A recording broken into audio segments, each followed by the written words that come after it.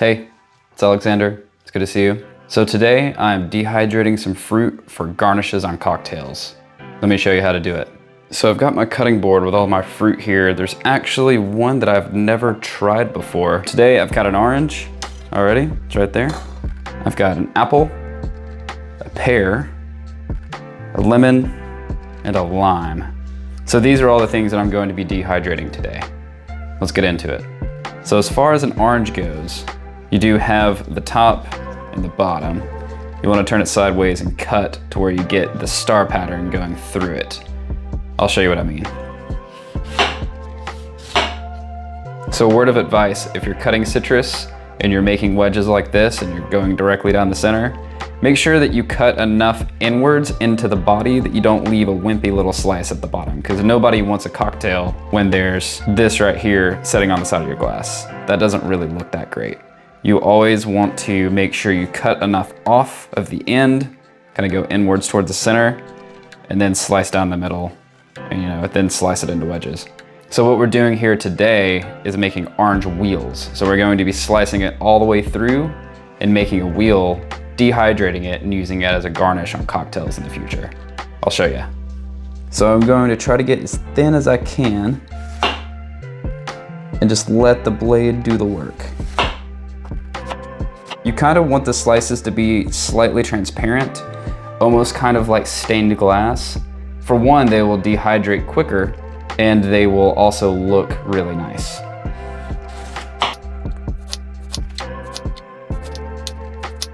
It always gets a little difficult towards the end here, but I'm gonna do my best. Your last few might be a little wonky, but that's okay. So out of just this one orange, I've actually got 13 wheels that I'm going to dehydrate. That means 13 cocktails that I can garnish with one orange.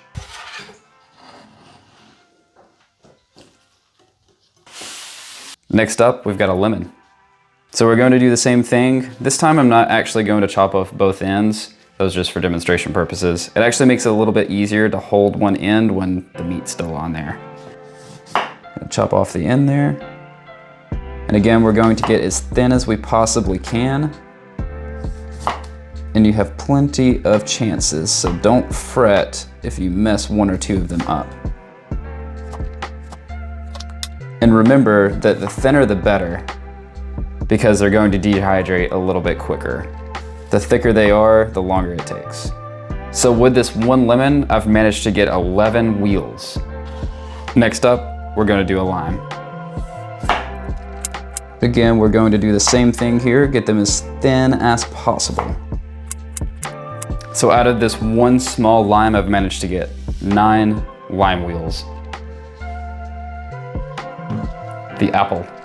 These can be a little bit tedious because they do have seeds. You want to remove the seeds because if somebody goes in to eat the garnish on your cocktail and there's a seed, it can be a little hard to eat. Could be a choking hazard. And there is just a small amount of arsenic in apple seeds if you didn't know. So best to remove them. Now I have sliced apples in a few different ways. You can slice them down the middle just like this. That works pretty well if you're doing apple chips. One thing that I've done recently is turn them sideways, just like we have been doing with the citrus. And it's really cool, and I'll show you why here in a moment. So let's go ahead and go at it. And there we go. So out of this one apple, I managed to get 12 slices, but there is one more thing you have to do. Don't forget to knock out the seeds. That is a very important part. As you can see, all the seeds are right here. They've kind of distributed themselves throughout the slices and some on the cutting board already. They're pretty easy to knock loose. Some of them can hang in there, but you can kind of get them out with the tip of the knife. So now I've got all the apple seeds removed. You can see them there. Let me show you why apples are probably my favorite thing to dehydrate. So right in the middle where the core of the apple is, it'll have this really nice pattern. You see that there? It's like a star. That looks really nice on a fall cocktail. Now one more tedious step about apples is they do oxidize very quickly. So if I let this sit here, they will start turning brown. One way to stop that is to coat them with lemon juice. If you do that, they will not brown anymore. It'll dehydrate them and they'll keep that nice white dried flesh instead of turning brown overnight when you're dehydrating them. So I'm gonna do that now. I've actually got a little bit of lemon juice left over from another video that I just shot, so I'm just going to pour that over them. And I'm going to make sure that every bit of the white flesh gets covered in that juice to prevent oxidation. And there's our apple. All right, so last but not least, I've got my pear. Now this is the one I've never done before, so this is completely new to me. I believe that it might oxidize if I don't put any type of citrus juice on it to prevent that. So I'm probably going to do that just as a safety measure. I don't know which way I want to slice this. I think I might just bite the bullet and slice it this way.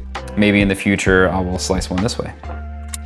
I have always really loved the texture of pears. They almost have a little bit of a grittiness to them. Like your teeth kind of get caught on them as you try to chew them. But they're also just like apples. Very interesting fruit. I believe a garnish like this would look really well in a rocks glass. Like if I were to do like a twist on a classic old fashioned and make a pear juice old fashioned. And then throw this on the inside of the glass. That might look very presentable. So this pear also has seeds. So I'm going to go ahead and remove those. Really gonna have to dig them out with this blade. So I'm actually really happy that I cut them vertically and not horizontally because they kept that classic pear shape. Look how beautiful that is. That's going to look really nice hanging out from the inside of a rocks glass in a nice pear old fashioned. Let's go ahead and get some citrus juice on these before they begin to oxidize.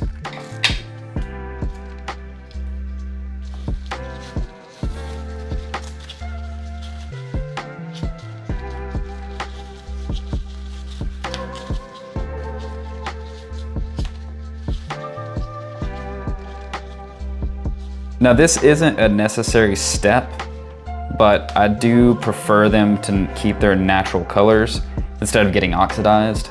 It's not the end of the world if they're oxidized, so if you don't feel like going the extra step and making sure that they're coated in some nice citrus juice, that's okay. To each their own. So now that we have our fruit sliced into wheels, I'm going to load them onto racks and put them in my dehydrator.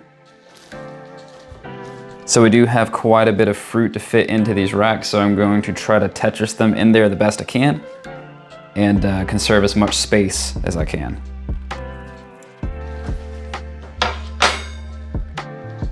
Continue laying out the apples on the next rack. There's those beautiful star pieces there. All right, on to the next rack. And I've got my last lucky slice of orange. So into the dehydrator we go. So when you're dehydrating, you're doing a lower temperature for a longer amount of time. You're not necessarily looking to cook the fruit, you're just looking to pull the moisture out of the fruit. So I'm going to be doing 135 degrees for 12 hours. That means I'm gonna come back tomorrow and I'll see you then. All right, so it's been a little more than 12 hours. After the 12-hour cycle went through, they weren't quite ready, I think just because of how much fruit there was in there. So I let it go for another about 8 hours, but now they're good. So we're gonna see what they look like. So I've got my first rack right here. Kind of show that to you there. Some really nice stuff going on there. Looks like some of the apple peels that had more skin have kind of crumbled up a little bit, but I could probably find something cool to do with that. Maybe put it on the edge of a glass. But the pears themselves are fantastic. I like that they have a bit of a curl to them, and you can still see the core where the seeds were. Those are really nice. The apples look great. They kind of have that curling going on as well, but not as much. I think the meat itself on the inside shrinks more than the skin does. So it kind of pulls inwards and makes the skin try to shrink, but it can't. So it, gets all malformed. It's very interesting. But as you can see, the lemon juice method did work pretty well with these. They are nice and white. They are not browned that much. There's a little bit in the center there, but nothing crazy. Same with the pears. They've turned out fabulous. So let's move on to the next tray. All right, so as you can see, I've had a little bit of chaos happen here. Some of them have stayed just fine. Some of them kind of wilted over the rack itself, like this one here. And even more so, I have an apple that's kind of hanging on for dear life. Can see it right there. I'm gonna try to break that off and use it, but maybe this style of rack isn't the best unless you have something big enough. Like, you know, this solid slice of orange right here, that's holding on pretty well, but these smaller ones that I didn't balance between two bars, they're kind of wilting over, and I think a lot of them have fallen through into the last rack, which we'll get to in a second. But I'll have to try to break these off of this one. I mean, even if there's pieces, I can use them in cocktails, or if anything, I can eat them as a snack. They're delicious. Even the rinds, they're edible. We have the last rack right here. Now there's only two things that have fallen through, as far as I can tell. Let me check the bottom of this thing real quick. I just checked, looks like there's only two things that have fallen through. That was an orange peel and an apple slice. I actually did shoot a video earlier before I got around to doing this. I went ahead and snuck one of the orange slices out, so that's already being used in a video.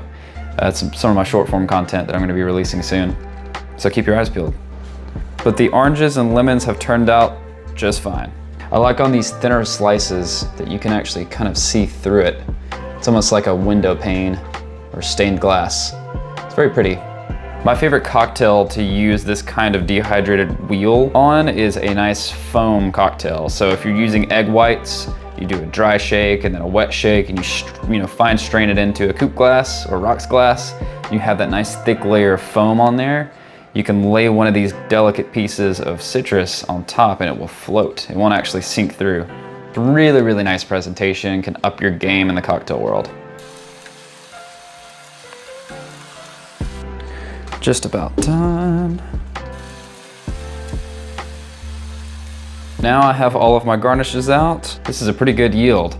Everything here came out really nicely. Do a little close up there. A little close up from the side there.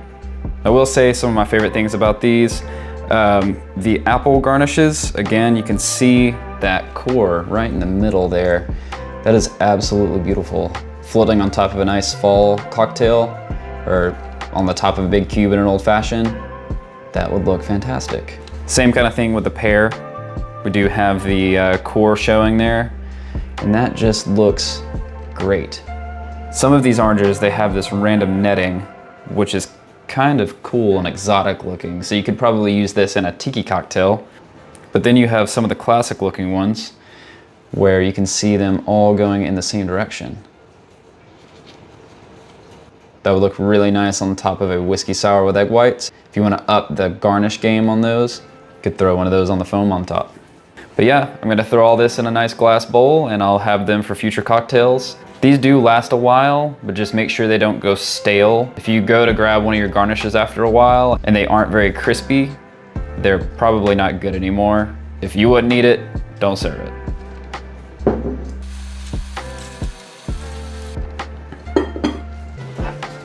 So yeah, here's my yield. They are ready to be used in cocktails. All of those are so beautiful. Now they'll be sitting on my back bar. Anyways, thanks for tuning in. Again, I really do appreciate all of your views. Make sure you subscribe and keep your eyes peeled for any new videos, and I'll see you in the next one.